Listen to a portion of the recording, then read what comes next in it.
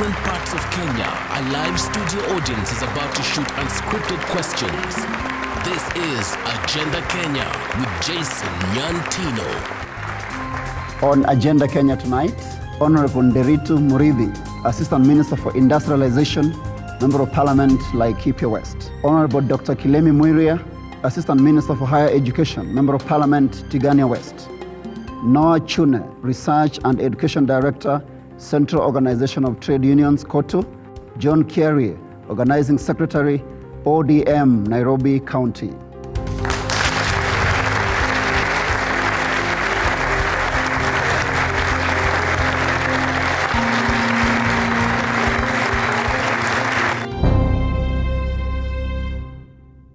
Good evening and many thanks for joining us. Welcome to Agenda Kenya, your award-winning talk show. Tonight on this show, we focus on unemployment, one of Kenya's most critical challenges of our time. Do our political leaders have what it takes to solve this problem? My audience members come from different counties from across the country. Welcome aboard. Our first question is from Jacinta Ouma, who is a student. In Kenya today, most of employment opportunities are not all about what you are capable of doing, but how much you are well connected up there. So my question is, what has the government done to ensure that employment is all about the level of competence, but not how much you are well connected with the people in power? Thank you, Jacinta. Honorable Nderitu, can take that? Yeah, well, first of all, thank you. Just to paint a picture so we know the magnitude of the challenge. And I agree that unemployment is perhaps the biggest test of our nationhood today. Now, the labor force is 22 million people. Out of the 40 million Kenyans, those who are in the labor force, meaning they are of the age that they should be working, are 22 million people.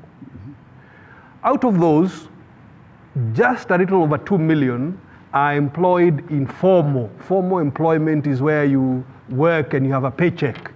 Like say many of the panelists, people who get a paycheck at the end of the month. 2 million. About 8 million of us are in the informal sector.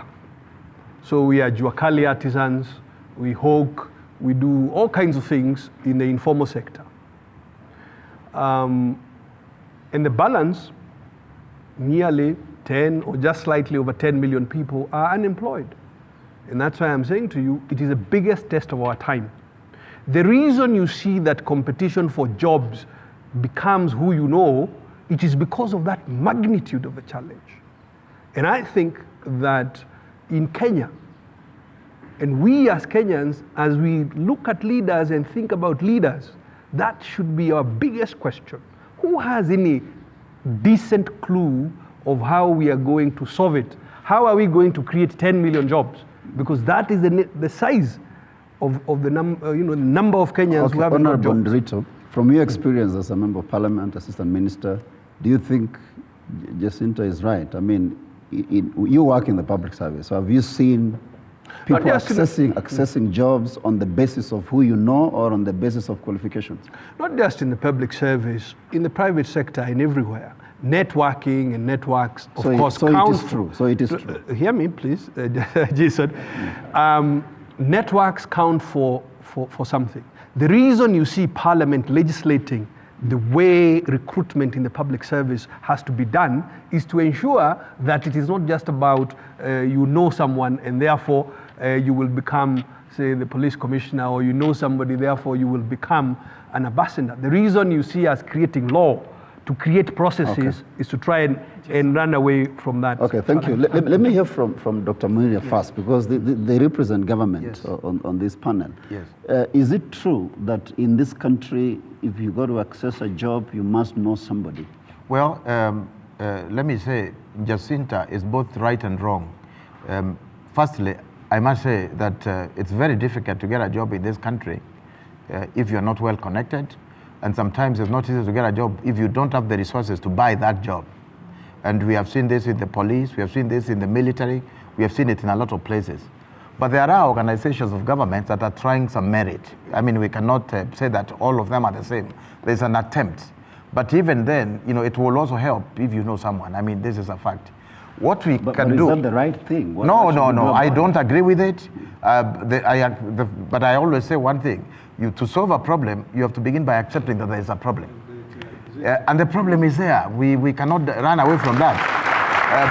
So what we need to do now is to find ways of ensuring that there is fairness, there is merit, there is equity in the way we share resources, because it is not fair for one family, just because your father was a policeman or your mother was policewoman, to be the only one that will get more police officers recruited from, on the military and so on and so on. Mm-hmm. This is a serious problem. Okay. So let us find a system that is transparent, that is objective, and that is also publicized so Kenyans can know. But more importantly, the young people should play a role in ensuring that we have people in place who will implement that kind of policy. And your turn is through the ballot. Yes, Dr. Mira, one question before KJ comes in. Do political leaders take responsibility for this problem? Do you, as a politician, do you take responsibility that there's a problem and I'm part of this? Tell us how you're going to solve it. Well, I am part of it. Kenyans are part of it. Parents are part of it, because even parents go bribing. I mean, and people know that they'll find people who bribe. So it is something that we have to solve as a country. And I think politicians are not any more guilty than students who try to bribe in all sorts of ways, or their parents who try and go buy jobs. Thank you. That's why my concern is, Jason, that what we have had so far in this show from government is actually just a narration of the problem. And we actually do know that the problem is there. It is big and it is alarming, even going by the figures that Waziri is giving us. Now, the issue is, as far as I'm concerned, the methods that we are using to tackle the problem of unemployment. And from where I sit, I believe that the methods we are using are actually very archaic. When you go and look at the publications that have been done by government, they are done by people who probably graduated from school in the 60s or in the 70s. Meaning that they read books that were written in the 40s or in the 30s. Meaning that even their teachers must have gone to school. The people who were teaching them or writing those books must have gone to school in the last century. So it means that the solutions that we are giving are not solutions of this century. Now, we start solving the problem by realizing that even from the education that we give our people, we are doing a disservice other than educating a population, where we get people go through 8 years of primary school, and anyone who does not make it through the academic qualifications is branded a loser. And at that point, you walk around the country with a mark on your face saying you are a failure. The same happens at Form 4, the same happens out of university, and what eventually happens is we produce an entire generation of failures. I believe that there are new ways of tackling. Share with us those ways. I can use one example that works. I believe that there is an opportunity in emerging technologies, in ICT, and one perfect example that I would like to use is the fact that the guy who has created this thing that we call Facebook, Mark Zuckerberg, is a multi-gazillionaire, whatever currency you look at it in. He's started a community that is beyond bounds. He started a community that doesn't have boundaries. Whereas in Kenya, we are trying to absorb everyone into employment that is available. Okay. I believe that if we started teaching a new generation that you do not have to be employed in the government or in the civil service, that even from your mobile phone, you can start a multi-million Kenya shilling enterprise, then we will start walking the right way. Thank you. Chune, the unemployment problem from as well as the trade union perspective where you see it, could you just give us your sentiments? The unemployment problem in this country, has been rightfully said by Kiarie, is alarming. And I think one of the biggest problem with employment in this country is that the government puts more emphasis on macroeconomic stability rather than employment. They don't target employment as such. It is supposed to be a byproduct of growth. And we know we have had economic growth without employment.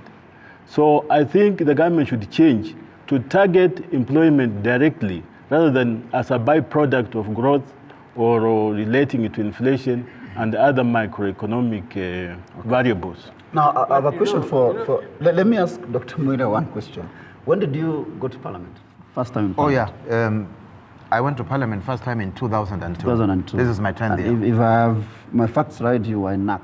Yes, I was in NAC. Now, NAC promised Kenyans in 2002 500,000 jobs every year. Yes. Could you just give us a report? Yes. Yeah. Firstly, let me say this. Let me first of all pick on where my friends left, and then as I answer that question, Very quickly, Wananyatino, there's no doubt jobs are few.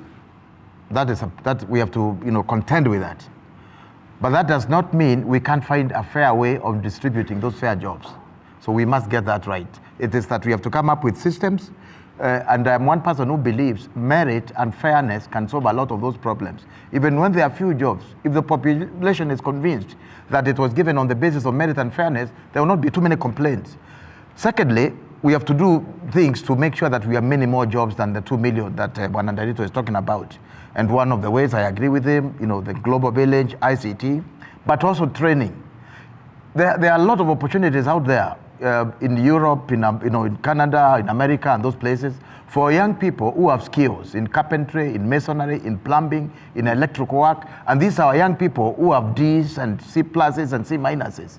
As long as you have a certificate that is recognized. As the salary of a mason in Canada, for example, you are not branded a failure because you have been trained. Yes. You have a certificate. That's not a failure. Yes. And the salary of that kind of a person whom we brand a failure here is somewhere between 500,000 600,000 a month. And they are willing to take us. But we have to have those kinds of qualifications. Okay. So that's another broad area because this year alone. About what NAC did. Yeah, so and then of course growth, in terms of growth. So NAC promised jobs. But that promise was also premised on the understanding that we would be experiencing continuous growth. Initially, we did very well until we started arguing and fighting amongst ourselves. There cannot be growth and job creation if populations are fighting about elections, about this and that and that. And you see what happened from 2005, 2007 and 2008. So the problem that NAC did not continue that dream was much more about also the instability that resulted. It was impossible. Okay, Dr. Muria, just hang on a minute. Dr. Muria is an expert. In 2008, give me time, please. I'll give you time. In 2008, Jason, give me time, please. The manufacturing sector lost 90 million jobs in the course of 1 month. Please respect the chair. Okay. Please respect the chair. I was saying Dr. Muria is an expert nowadays in sorrows and lamentations. I hope you're not going to give us these sorrows again if you are voted, because I'm sure you're running for office. Yeah, I'm never an expert in sorrows and lamentations because I don't. That's okay. I would not tell the truth. This is why I tell the truth. Quickly, Mheshimiwa, quickly. Yes, sir. I have provided you information. You asked the Honorable Kilemi Muria what happened to the jobs, and he explained to you. First of all, these quarrels that we imagine we must keep quarreling amongst each other. In 1 month. 1 month alone, in January into February of 2008, the manufacturing sector lost 80,000 jobs. So, I mean, these are the facts. And Jason, let me finish. And I go to what KJ is saying, that yes, this system is based on exiting people. What is a 13, 14-year-old supposed to go home and do when you tell them they have failed standard 8? I think actually KJ should go to UDF because we tried to remove this exam a year and a half ago, and it is his party that blocked us because we believe. I mean, what is a 13-year-old supposed to go and do at home? Okay, thank you. I'll give it time. Remove class 8 exam. Let everybody go to secondary school. You'll get time to respond. Mheshimiwa, thank you. Time for a break now. Take it easy. Time for a break now, but this discussion continues. Don't go away.